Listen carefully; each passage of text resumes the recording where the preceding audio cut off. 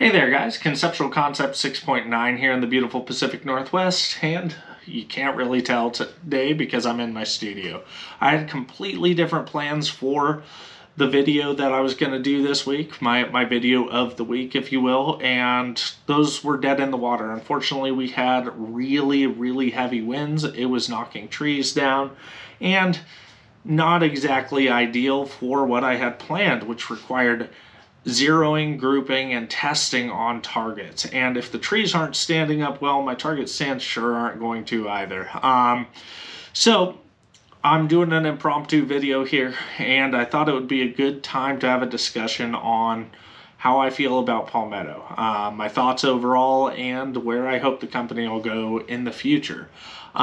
People who have been tuning in for a long time know that I have given a positive Palmetto review. So I don't absolutely hate all their products, but unfortunately the most recent two did not do well. They went from lackluster to pretty terrible, and we're going to go over that, just brief overviews, and then we're going to go over how I feel about the company as a whole. But I do want to note from the get, when I do reviews, I'm going to post the results. If something does bad, I'm going to note it did bad. If something does good, I'm going to note it does good. And if something's mediocre, I'm going to tell you it's mediocre too. And try not to get hurt. These are tools, guys. They're not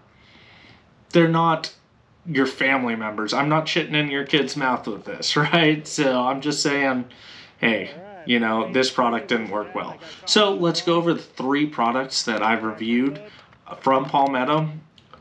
Brief overview, and I will give updates on a couple of them, and then we're going to talk about what I think about the company as a whole. Alright, so let's start with the most mediocre of the 3. That would be AAC's 7.62x39 ammo. I did not test the Saber personally. I just tested the base. Let me start this by saying I am still excited that Palmetto's making this. I think that we need domestically produced, affordable 7.62x39 ammo to keep the cartridge alive here in the US. A lot of people think that 7.62x39 is pretty much dead in the water now, and you'll see videos on that pretty regularly now. But as of right now, it's still just a hair more affordable than 5.56 ammo. And it offers quite a few benefits over 300 Blackout and 5.56. If you want to see my thoughts on 300 Blackout, whether it's killed 7.62x39, I'll leave a card right up here. Hopefully that's the right side, but it can be a little special sometimes. But let's get into it, because this got a pretty poor review, unfortunately, and there were a few things wrong with it. One of the biggest, and I think it led to all the things wrong with it, but was the consistency. So the standard deviation, the worst spread I got in standard deviation in 5 shots was 60. Now, the extreme spread on that was almost 130 feet per second. So you have a very large gap between the hottest loads and the weakest loads in the same box, and unfortunately that's going to lead to a lot of different problems. Now, in the video I showed the ejection pattern. It was not consistent.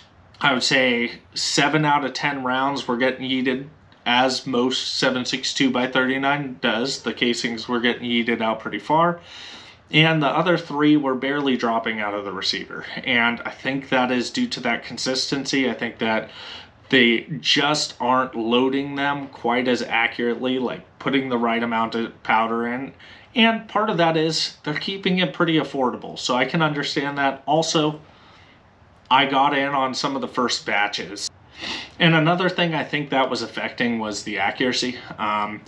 I tested it against Tula ammo and Tela ammo. I can't remember if I did Hornady Black as well. I might have. But against Tula and Tela, and Tula is notoriously undergassed and underperforming, and pretty well known to be pretty inaccurate 7.62x39.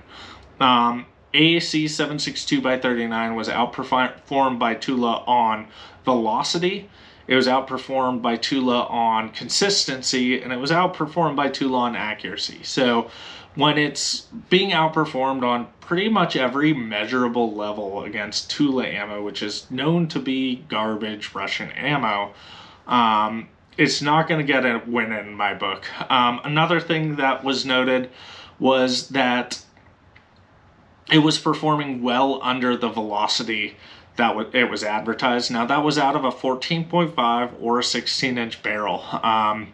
Now, a lot of guys were like, hey, an RPK has a 21-inch barrel. That's probably what they velocity tested on that. And it might be, but I feel like that's just being dishonest to your customers, because how many people are shooting this ammo out of an RPK? And on top of that, the advertised velocity is 2,375 feet per second, and that's a pretty standardized velocity for 7.62 by 39 out of a 16-inch barrel. And again, Tula was outperforming it. If I remember right, it was 50 to 100 feet per second faster than the AAC ammo, and Tele ammo was actually at the velocity advertised. It was out of a 16-inch barrel. It was performing in the high 2300s. And so maybe they were doing their velocity testing out of an RPK, but I feel like that's dishonest, and I feel like I know that's a pretty standard practice with ammo companies, but I feel like they could do better.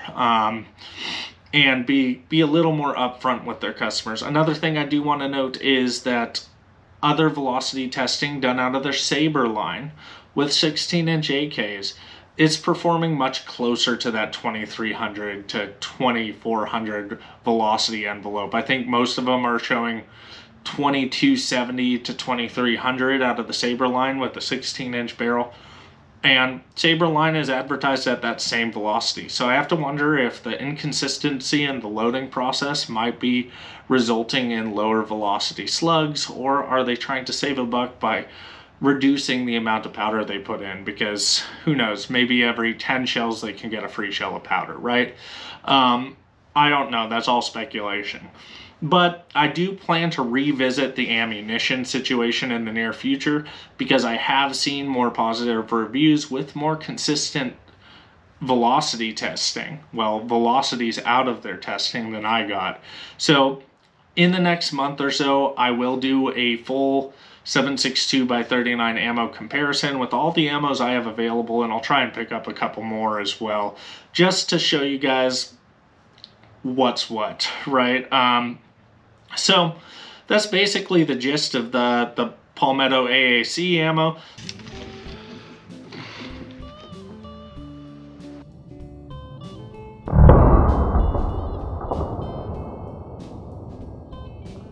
So now let's get into the one that did the poorest, which would be the Palmetto AK-102. I'll notate the video somewhere up here. Again, I hope I get the card on the right side, or I'm pointing at the right side, but you know, I'm special. So that was the worst review I've ever given any product in the history of ever. And there was a lot of controversy there. I know people like Palmetto a lot, and I like a lot of what they're doing too. But I recorded all the malfunctions, almost. There were a couple that didn't make it onto film. But the general gist was I had a separated casing of M193 American Eagle. I had multiple light primer strikes on both American Eagle and Tula ammo. And I had multiple failures to extract with the Tula ammo as well. I also cleaned the gun at 215 rounds, and I cleaned it again at 500 rounds. It's somewhere in the video, but I cleaned it twice in that 670 rounds, which is not a thing an AK should have to do. You see that WBP back there? That's a 5.56 AK.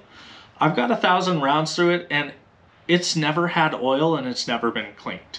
I also, and I'll insert the video as well, but I also shot more of that Tula ammo that was causing malfunctions out of the Palmetto AK through this than I have out of the Palmetto AK. That didn't make it to 1,000 rounds before I just had to give up because it had well over a dozen malfunctions. I would dare to say dozens in the plural. All right, so this gun is nearing 1,000 rounds without any cleaning or lubrication whatsoever. Now, I got a lot of flack on my Palmetto video because they're like, oh, you're using cheap ammo. You should be running better stuff. Well, this is an AK. AK should run whatever. So this is out of the exact same case that my Palmetto AK-102 was having a bunch of issues with.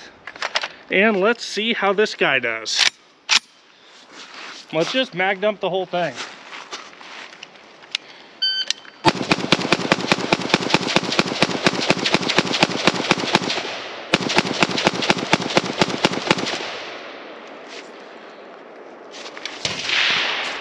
Ran it just fine. And again, we're at about 1,000 rounds, no lube, no cleaning. That Palmetto was hot trash. One of the things people claimed was it was the ammo. American Eagle M193, while it's not top tier ammo, it's not match ammo, it's not garbage ammo either. And Thule ammo, again, running just fine out of that AK. And the Palmetto AK-102 is an AK. Now, on the side note, something I didn't do just because I was so frustrated and done with the process as well was the bolt actually was starting to have premature wear in that 670 rounds. One of the lugs was starting to have rolled metal and deform a little bit, and I think that's partially because of the bolt versus trunnion fitment, but it might just be the bolt metal as well because this seems to be an ongoing thing. So after that, I did send it off to warranty. Palmetto honed the chamber. They replaced the bolt, which was having premature wear, and they tightened the gas tube lever because the gas tube lever was so loose that it actually just kind of free floated. It fell out during recoil, even in the detent. So once I got it back, I immediately sold it. Unfortunately, this entire project is funded out of my wallet. I don't have any sponsors. This is a hobby for me. And to dump another 1,000 rounds out of a gun that I already spent 670 rounds trying to push through and review, as well as I have a lot of comments in my comment section of people with the 100 series that have had a lot of issues. I also have several contacts on Instagram. One's even sent me video of their AK-102 having issues. They had a separated casing on theirs as well, and litany of other issues with the 100 series. Now, I hope they fixed that by now, but unfortunately, I can't afford to keep up on that program. So my recommendation for the AK-102 is until you hear something's been reworked and done better, I'd probably steer clear of it. Just my opinion. You can take it or not, and I hope to God you get a good one. I really do. I would love for them to fix it. Not going to be upset if you get one and it runs 10,000 rounds clean with no wear, anything like that. I would be overjoyed. So that's pretty much the AK-102. That was the worst product I've ever reviewed from Palmetto.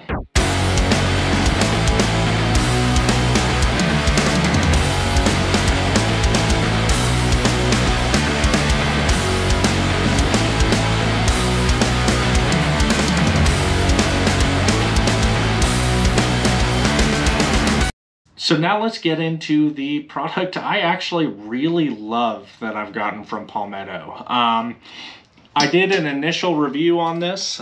This is the Palmetto GF5 AK from Palmetto State Armory.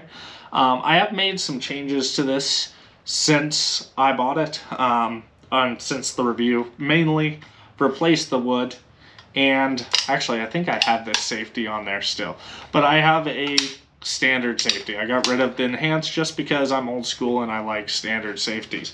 But this has been an absolute joy to shoot. I have been really enjoying it. I love shooting it as like a retro rifle. The recoil impulse is good. It's not overgassed.